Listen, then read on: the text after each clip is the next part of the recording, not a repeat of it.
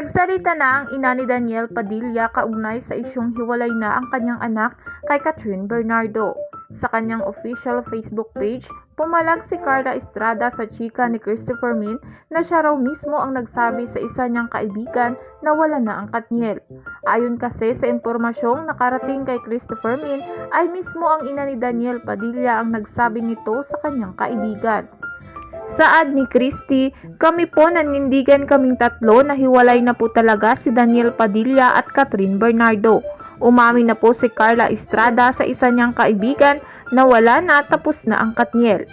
Sabi pa umano ng source ni Christy na nagsimula ang paghihiwalay ng Katniel kung kailan nagsimulang magpakita ng skin o magpa-sexy si Catherine Bernardo.